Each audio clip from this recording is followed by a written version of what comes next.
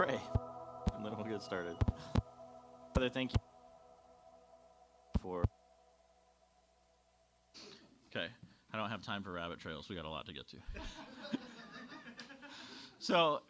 But when those nations set themselves up in opposition to God, they have no power to stand in front of it. Like, he puts them in their place, disciplines them, destroys them, right?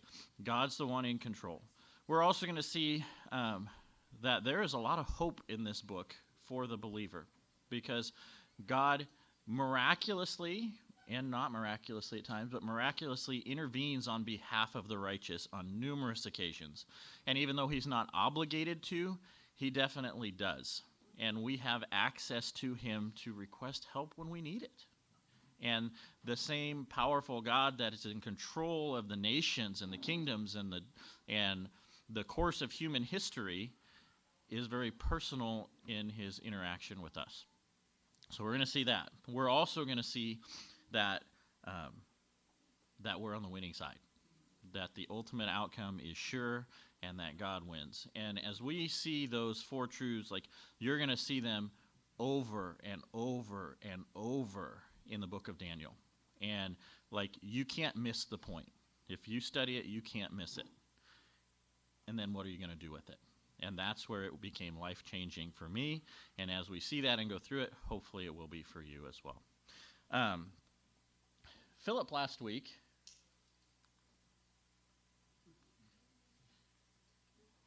Did I go too far? Okay, Philip last week did a great job of going through the historical background leading up to where we pick up with Daniel in chapter 1, in captivity in the nation of Babylon. And as I was reading this week, this is from Daniel chapter 9, where Daniel actually is reading, and Philip alluded to it last week, reading Jeremiah and realizing this is roughly 70 years into the captivity, realizing that their time's almost up, right? And he prays this prayer of confession to God, and we're only going to look at a portion of it because it basically outlines what Philip looked at last week.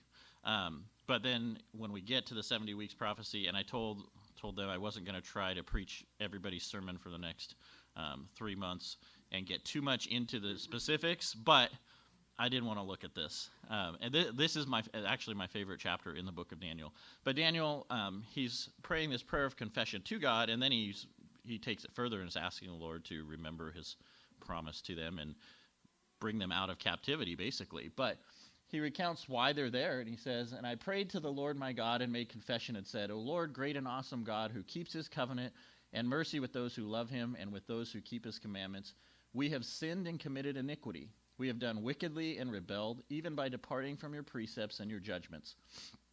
Neither have we heeded your servants the prophets," Philip talked about this last week, "who spoke in your name to our kings and our princes, to our fathers and all the people of the land.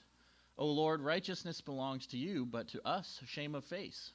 As it is this day, to the men of Judah, to the inhabitants of Jerusalem, and all Israel, those near and those in far off in all the countries to which you have driven them because of the unfaithfulness which they have committed against you. O Lord, to us belongs shame of face, to our kings, our princes, and our fathers, because we have sinned against you. To the Lord our God belongs mercy and forgiveness, though we have rebelled against him. We have not obeyed the voice of the Lord our God to walk in his laws, which he set before us by his servants the prophets. Yes, all Israel has transgressed your law and has departed so as not to obey your voice.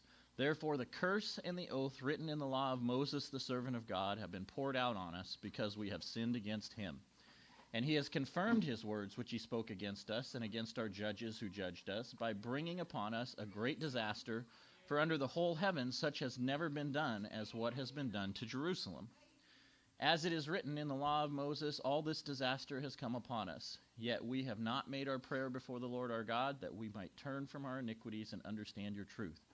Therefore the Lord has kept the disaster in mind and brought it upon us, for the Lord our God is righteous in all the works which he does, though we have not obeyed his voice. And now, O Lord our God, who brought your people out of the land of Egypt with a mighty hand and made yourself a name, as it is this day, we have sinned, we have done wickedly." So, great recap of Philip's sermon last week. The people broke their covenant that they had made with God. They entered into it willingly. They said, "We will follow you," and then they turned to idols and did not. And the judgment that God promised would happen if they did that came about. And it was through Babylon and Nebuchadnezzar. And Philip did a great job of illustrating last week that it wasn't some random occurrence that Babylon happened to come attack them. Like, Nebuchadnezzar was God's instrument that he used to bring judgment on his people for their disobedience. And I'm going to touch on this a little bit later, but one of the things we're going to see is that the book of Daniel makes it very clear over and over and over that these things aren't just chance occurrences, that it is God directly intervening or causing or being involved. Like, he attributes it directly to God. And in fact, I mean, I was reading a little bit in the book of Habakkuk, right, where Habakkuk was crying out to God about the wickedness in the land and asking God to do something. And what did God tell him? He said, "I've got it under control. If you heard, you wouldn't even believe it. I'm raising up the Chaldeans, the Babylonians, and they're going to take care of the problem." And Habakkuk backtracked really quick and said, whoa, whoa, whoa, whoa, they're worse than we are. Like, I don't want that to happen. That's not what I was asking for. But God had already set the pieces in motion, right? And Habakkuk came to a conclusion at the end, like, he had to learn, I'm going to trust God no matter what. God had it under control. But very clearly, God was using Babylon as his instrument to bring judgment on the people for their disobedience. So Philip talked about this last week. 605 BC, Nebuchadnezzar attacks Jerusalem. That's when Daniel was taken captive. Did it again in 597, attacked Judah, took 10,000 captive, and then again in 588, destroyed Jerusalem, burned the temple, and killed and deported almost everyone. So that's our context. Bring us up to Daniel chapter 1. So the audience of the book of Daniel, it's kind of interesting. The book of Daniel is actually written in two different languages. Okay, so the first section, chapter 1 through the first part of verse 4 in chapter 2 is written in Hebrew. Okay, and then chapter 2:4b through chapter 7, the end of chapter 7, is written in Aramaic, the common language of the civilized world at the time. And then the last 4 chapters, 8 through 12, 8, 9, 10, 5 chapters, 11, 12, always mess that up. I'm a math teacher. Okay, the last 5 chapters are written in Hebrew again. And I think we can surmise as we look at the content of those chapters, the reason for that. There's sections on both ends where God is revealing through Daniel his interaction with his people, the Jewish people, and what has brought him up to that point, what his plan for the future in the end times is, how that interacts. And there's definitely some overlap because that affects, world nations when Christ sets up his kingdom and conquers them. But it's God's plan for his people. But in the middle, we have that section where it really is God's discipline and destruction and judgment and interaction with these pagan kings and kingdoms. And that's written in Aramaic, where the world would be able to read and understand that. And so I think we can say that Daniel's writing to, yes, the Jews, but there's a section in there where he's revealing to the nations the power of God. So interesting that to note. So just a quick chapter breakdown, and I'm not going to spend too much time on this, but if you would like the PowerPoint, I can send it to you. It'll have this in it. Just a quick 1 or 5 word, whatever, summary of what's in each chapter. So the first chapter, that's where Daniel first enters into the service of Nebuchadnezzar and has made a decision that he's not going to eat the food that Nebuchadnezzar has provided because for some reason it would have been a transgression against God's law for him to do so. And then we have that. The dream of the statue, Nebuchadnezzar has this dream that deals with 4 world nations, which we'll talk about in a little bit, and Daniel ends up interpreting that for him. Again, I'm not going to preach the sermon on each of these. But the fiery furnace, okay, we know that story. Dream of the tree, that's a very significant chapter in terms of realizing God's control over the nations because Nebuchadnezzar is humbled and learns that the Most High rules in the kingdom of men, sets over at the lowest of men, and gives it to whomever he chooses. And that phrase is repeated over and over and over. And it's actually Nebuchadnezzar writing that. It's a proclamation he gave, and he's saying, I learned this. Okay. Chapter 5, handwriting on the wall. We see the end of the Babylonian Empire in that chapter. Chapter 6, God intervening on behalf of Daniel and sparing him from the lion's den. And then we get into a section where there's a little bit more prophecy. Chapter 7, vision of the four beasts, parallel prophecy to the one in Nebuchadnezzar's dream in chapter 2, dealing with 4 world nations, but includes even greater detail. And we'll see when we get there that so much detail that Daniel wasn't just taking a shot in the dark and happened to guess right. Okay. Chapter 8, vision of the ram and the goat, Medo-Persian and the Greek Empire, much more detail. The 70 weeks prophecy, that's chapter 9. We read part of that, where Daniel is realizing that their time in captivity is almost up. The vision of the glorious man and the kings of north and south, those 2 chapters kind of run together. Daniel is visited by this, glorious man, and then receives more detail about prophecies concerning a little bit of the Medo-Persian Empire, but mostly the Greek Empire. And then we'll see a little bit, it transitions from historical Greek Empire to future end times and the Antichrist, things that haven't occurred yet. And then, in chapter 12, Daniel's told to go his way. Don't worry about it. God has it under control. This is what the outcome will be. So some purposes, and again, this is probably the slide I had the most trouble with this week because there's so much more than this in the book of Daniel. Like, here's the purpose of the book of Daniel. You're going to see there are so many applications to what we're going to study, but I pulled a couple of the big ones. Daniel's encouraging the Jews to be faithful to God and giving them his own example of his interaction with God and how being faithful has worked out for him. Hopefully they will do the same. Definitely demonstrates God's power over pagan kings and nations. Remind of God's faithfulness even in the midst of discipline to the righteous. And reveals God's plans for the future of his people, his ultimate victory, and the establishment of his kingdom. So some key themes. I don't think we're going to look at all of these verses because for the sake of time, but I did put just a few up there. Again, it's not an exhaustive list. It's like a couple to show that, I did look up some verses and didn't just make this up, I guess. The Most High rules in the kingdom of men. Okay, I pulled all of those from chapter 4, but, you could look at chapter 1, right? You could look at chapter 2, chapter 3, chapter 4, chapter 6. Like, you're going to see that these kings and these rulers, they set themselves up in opposition to God. The rulers we see in the book of Babylon discussed, these aren't like, little county politicians that think they're big stuff. They ruled the entire world.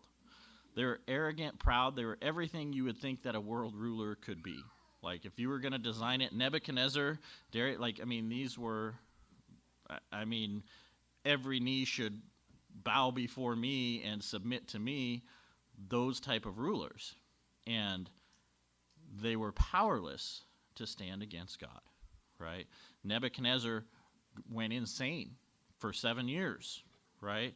Thought he was a beast of the field until, and it didn't happen by chance, it was God's discipline on him so he would learn that the Most High rules in the kingdom of man and gives it to whomever he chooses. Belshazzar, we're going to see in just a little bit, Belshazzar should have learned the same lesson and didn't, and he lost his life and his kingdom that very night, right, is what it says in the book. As we get into the prophecy section, God talks about how this was Habakkuk's issue, right? He said, whoa, don't discipline us with the Babylonians. They're wicked. They're worse than us, right? And yet they were allowed to prosper. But what we're going to see is that God has the course of human history. This is all under his control. And the Babylonians are allowed to prosper for a time to accomplish God's purpose. But guess what? Then they met their end. They didn't get off the hook. And then the Medo-Persian Empire. Well, I probably should. Hold on. Nope. Okay. So I'm going to talk about the four kingdoms here. I have a slide. I'm just going to do it now. The Babylonian Empire meets its end, and the Medes and the Persians take over the kingdom. They rule the world. The Medo-Persian Empire meets its end, but it's allowed to prosper for a time. And then the Greeks take over and rule the world, right? We know Alexander the Great conquered everything, right? There was nothing left for him to conquer, and he was still a young man, right? And the Greek Empire prospers for a time. Then it met its end, and the Roman Empire comes in. And guess what? It came to an end too. The Antichrist will come to power, but guess what? He's going to meet his end until Christ sets up his kingdom, which will be an everlasting kingdom. And that's the end that the course of human history is driving towards. And the book of Daniel makes it very clear that God has it under control, and it is moving to that end, and that end is certain. We see God's protection and blessing of the righteous. Okay, these are the stories that we've known since we were kids, but the application is so much more, right? Daniel's life, his very existence was threatened, jeopardized by Nebuchadnezzar, right? Numerous times. Shadrach, Meshach, and Abednego, same thing. And God directly intervened miraculously to spare his life, to spare their life. They're in the fiery furnace, and their hair and their clothes aren't singed. They don't even smell like smoke. God intervened. Thrown into a den of lions. God sent an angel to shut their mouths, right? Nebuchadnezzar says, tell me what my dream was and interpret it for me, or I'm going to kill all of you. And God reveals the secret. Like, numerous times we see God stepping in on behalf of the righteous to help. And we'll get there. All right. We see God's power over those who stand in opposition to him. We've talked about that from the very beginning, when God uses the Babylonians as his instrument of judgment against the nation of Israel, Judah. We see that when Nebuchadnezzar stands in opposition to him. We see that when Belshazzar stands in opposition to him, and again in the prophecy about the end times. I do want to look at a couple of these, because as we get into our study of the book of Daniel the next few months, I want us to just kind of, like, this is my own personal thing, but I want us to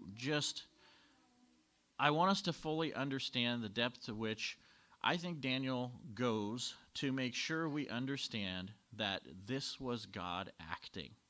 I think there's a lot of times in our own lives where we pray and ask God for help, and then something happens, and we just say, oh, that worked out good.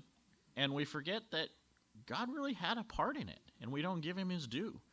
And if we look at this, like, this isn't even close to an exhaustive list. I just kind of went through and just picked a few, right?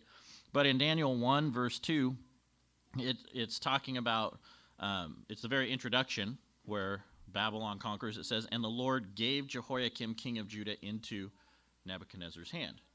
The victory went to Nebuchadnezzar because that's what God wanted. Like, that was the discipline part. In chapter 1, verse 9, it says, now God had brought Daniel into the favor and goodwill of the chief of the eunuchs. And we're going to see that's where Daniel was requesting to not have to eat the food that King Nebuchadnezzar had appointed for him so that he could obey God instead. And it says God had brought him into favor. And then, so he listened to Daniel's alternative suggestion. It doesn't say, well, he just thought that might have been a good idea, so he decided they'd try it. It says, God, at that point, God had set the table for Daniel to be able to follow his conscience there. Let's just jump to chapter 2. 2:37. Where is it at here? Okay, Daniel's talking to Nebuchadnezzar. He's about to interpret the dream. He says, you, O king, are a king of kings, for the God of heaven has given you a kingdom, power, strength, and glory. Where did Nebuchadnezzar's strength and power and glory come from? God gave it to him, right?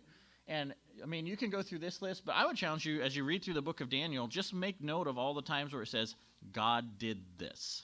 God gave this. This happened because God stepped in and did it, and it's attributed to him and make note of those, because it would be real easy to just skim past them and think, oh, wow, this all worked out right, or this happened, or this is what the circumstances was, and not realize how many times things are directly attributed to God intervening, whether it's intervening to judge, intervening to give power to someone, or intervening on behalf of Daniel, Shadrach, Meshach, and Abednego.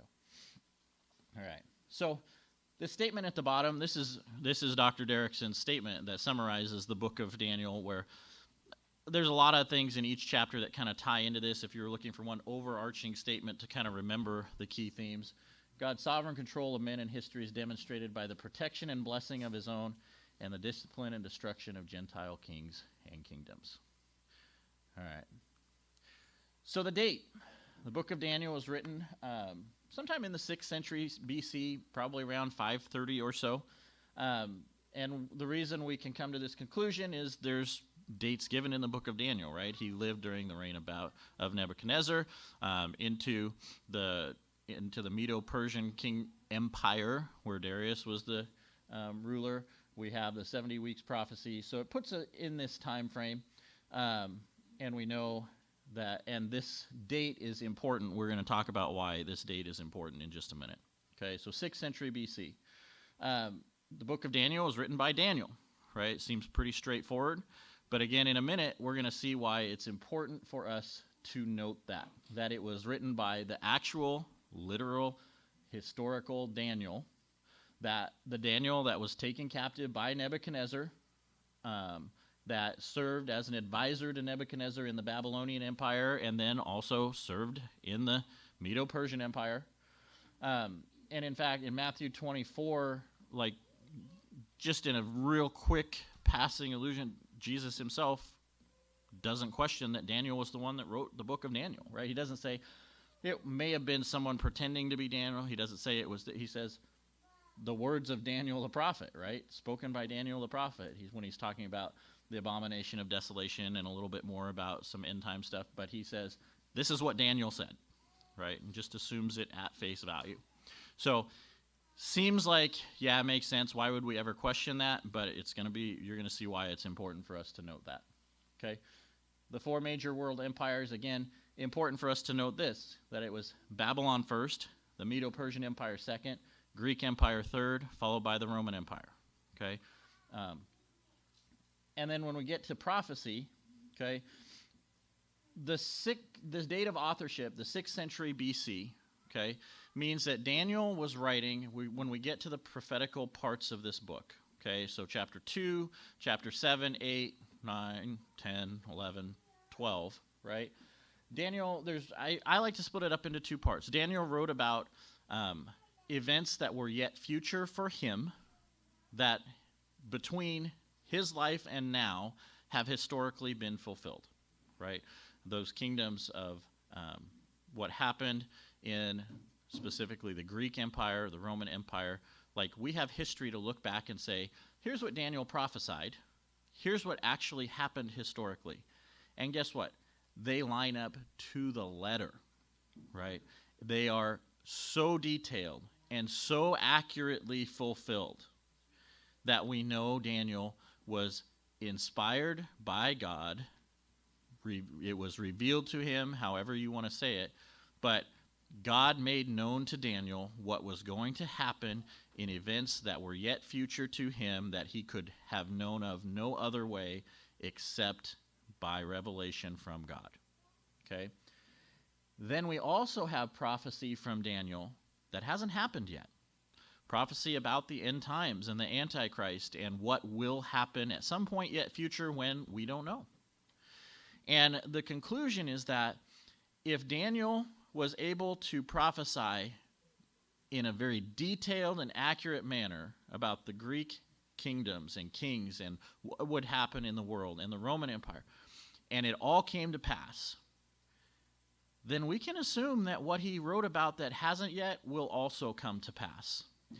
And we also can assume that it was given to him, revealed to him by a God who is powerful and in control of human history. And there's a lot of people that don't want to admit that, because then the next step is, well, if there's a God that exists, that's in control of human history and knows what's going to happen, and there's no questioning it, we have a choice to make, and we better respond appropriately, right? And there's a lot of people that don't want to do that. So there are attacks against the book of Daniel. This is just a recap of what we talked about. We'll come back to the attack. So chapter 2, dream of the statue, 4 world kingdoms are introduced, and eventually Christ conquers them, sets up his kingdom. Vision of the 4 beasts, more detailed prophecy, same thing, 4 world kingdoms, Babylon, Medo-Persia, Greece, Rome. Christ wins in the end.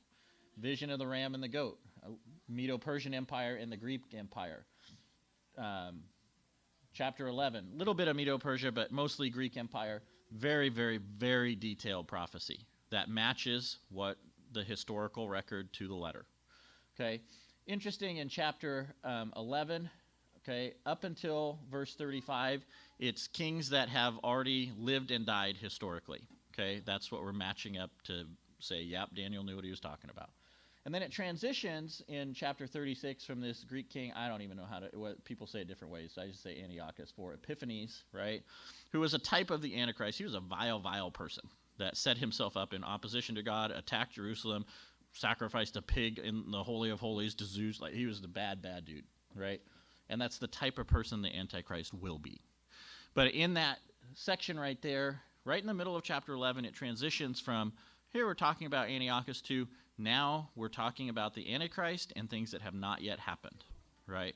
And it's important for us to note that because of how this book is attacked by critical scholars. So critical scholars will claim Daniel wasn't written by Daniel, right? Because Daniel, living in the 6th century, there's no way he could have known what was going to happen in the Greek Empire. This must have been written in the 2nd century by someone who was claiming to be Daniel and inserting his story into what had happened historically, so that, and he's just basically this big hoax trying to convince people that God was in control because he wanted to manipulate them or something, I don't know, and that he really was just writing it after it all happened, right? So that's their first attack. But again, what did Christ say? Daniel wrote it, right? We have no reason to assume it wasn't written by Daniel. They'll say it wasn't written in the 6th century BC because in the 6th century BC, Greek, Rome, like, they weren't world powers. How would we know what was going to happen with them? And how would we write this detailed prophecy about all these kings, one after the other, after the other, after the other, after the other, that came to be fulfilled, right? So we'll just say it was written in the 2nd century after all that stuff had occurred and is recorded as history, again, by someone trying to pull this big hoax on everyone as opposed to being revealed by God. And again, you're starting to see that their assumption is, I don't want to believe God exists. So somehow I have to say the book of Daniel isn't really what it is, because if you look at the book of Daniel and he wrote what he wrote and it happened the way it happened, we have to conclude that God exists, that he's all-powerful, that he's in control, and then we have to change our lives in response. They don't want to do that, so they say, well, we're just going to say the book of Daniel was a big fake. Okay? They say Daniel didn't prophesy about events yet future. He was recording history. There was no divine revelation given to Daniel. At most, it's just recorded fiction inserted into a historically accurate setting. And there's much more, you can find much more detail about people attacking the book of Daniel. That the reason that I made that distinction that we're talking about Antiochus and then transitioning to the Antichrist in chapter 11 is because critical scholars, they say that they acknowledge that everything Daniel wrote up to Antiochus was accurate with the historical record. But then they say from there forward, well, that didn't happen, so Daniel must have been wrong. Antiochus was never attacked by this king, and then from there, those things never happened historically. Well, they're right, they didn't happen historically, because Daniel was telling us about the Antichrist and what's going to happen later. It hasn't happened yet, but it will. But they don't admit that. They say, well, Daniel was just continuing the narrative about Antiochus. It didn't happen, he was wrong, so, he must have been writing there. That's where the transition from history to future happened, because Daniel lived right at that time period in the break between 1135 and 1136, and when he started guessing about the future, he was wrong. That's what the critical scholars would say. But if you read the chapter, it's very clear Daniel's not talking about Antiochus. He says Christ's going to return and set up a kingdom that'll last forever. He's moved to what's going to happen, right?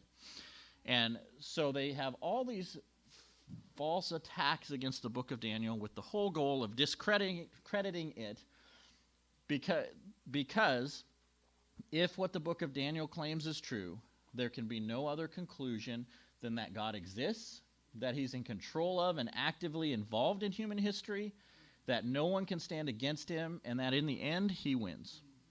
And the truth of those facts, by necessity, requires that we're accountable for our response to that information. What are we going to do with it? And the power of God is shown in the book of Daniel so clearly that if you're on the wrong side of it, it should scare you to change. And if you're on the right side of it, it should bring hope and encouragement that will make your faith unshakable and unwavering. And that's the book of Daniel. So some key passages. Again, the rest of the guys didn't want me to preach too much on the rest of the book, but there's a few that are coming that I just want to whet our appetite and make you excited about what we're going to read. Chapter 1, verse 8, right? This is where Nebuchadnezzar had said, "This is what the people that are training to be servants in my kingdom will eat." For some reason, it was not something Daniel believed he could do in good conscience before God. And it says, he purposed in his heart he would not defile himself with the portion of the king's delicacies, nor with the wine which he drank. We're going to see in this book Daniel's character very clearly revealed. But he purposed in his heart that he was going to do what God said.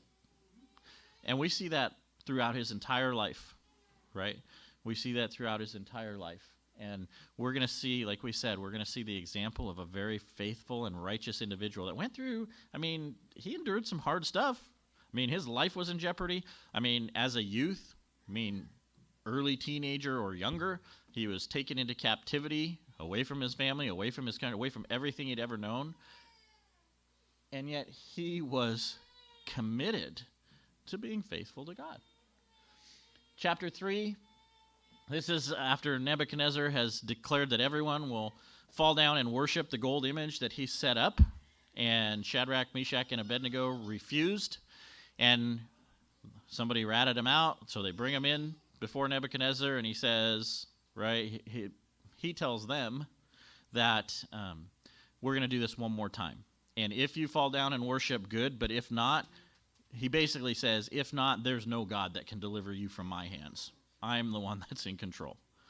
And they respond, and they say, Shadrach, Meshach, and Abednego answered and said to the king, O Nebuchadnezzar, we have no need to answer you in this matter. If that's the case, our God whom we serve is able to deliver us from the burning fiery furnace, and he will deliver us from your hand, O king.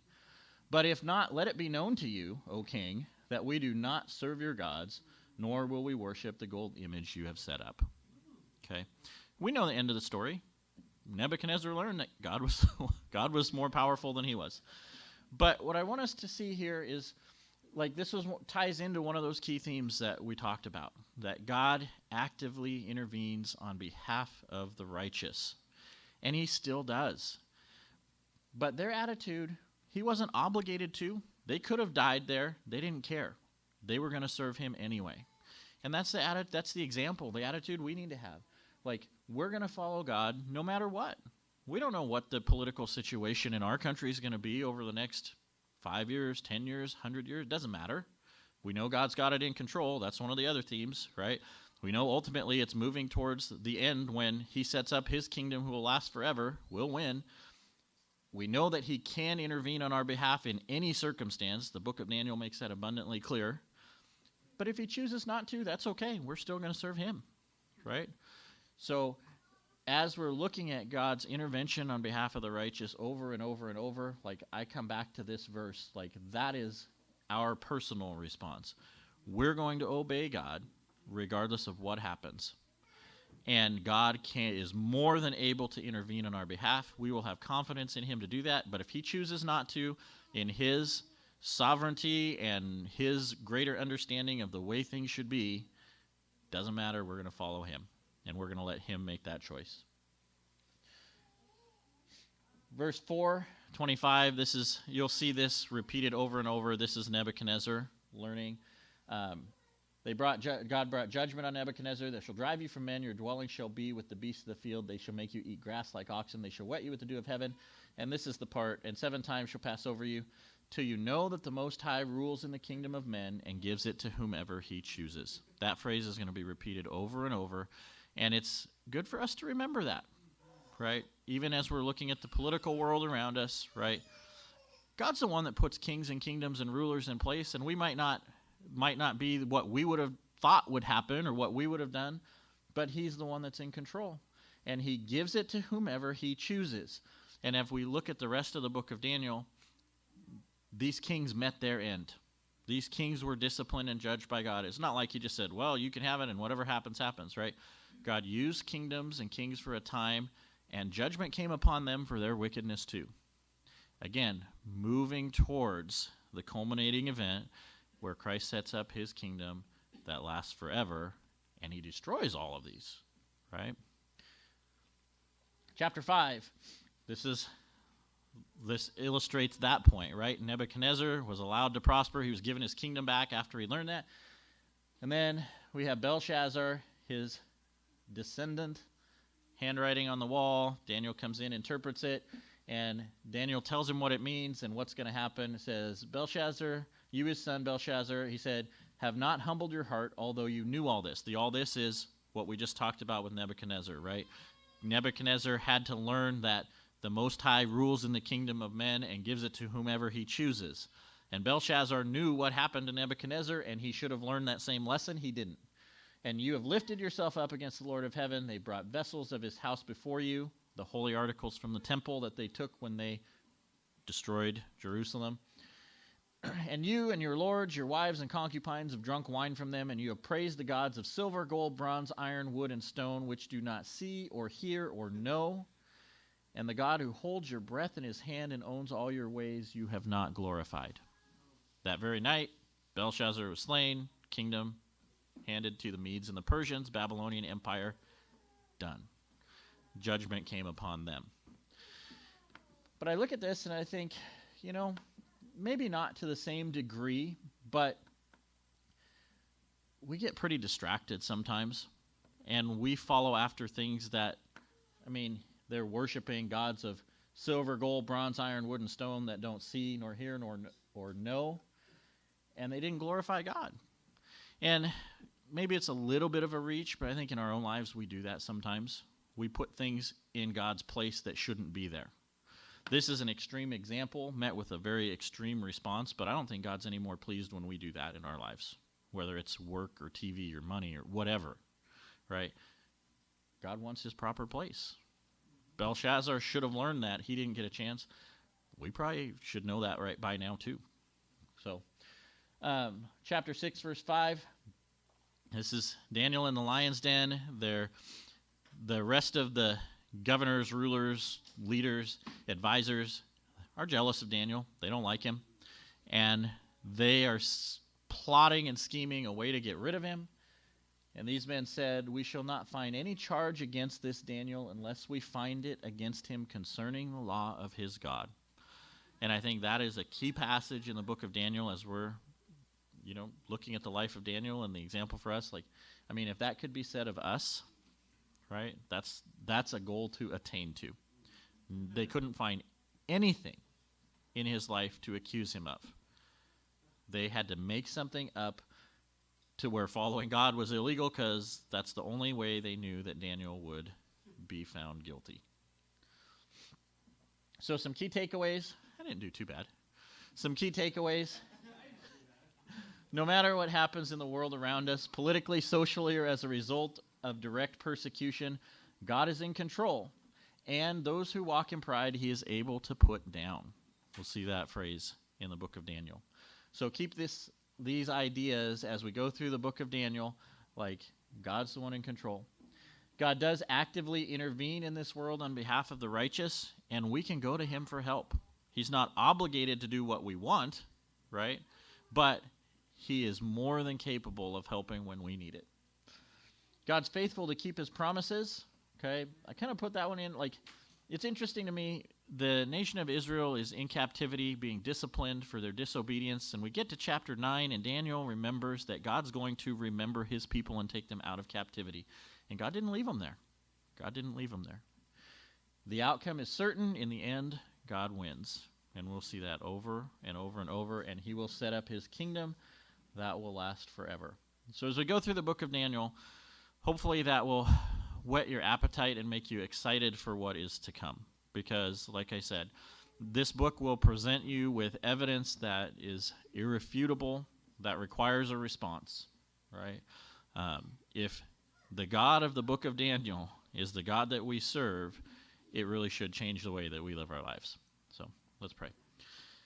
Father, thank you again for your words in the book of Daniel, for the hope that is there, the encouragements there, the knowledge that's there, so that we understand that you are in control and you're the one that wins. Pray that you would help us as we study this book over the next few months to be encouraged, challenged, and that we would commit to following you faithfully as Daniel did. Pray this in Jesus' name. Amen.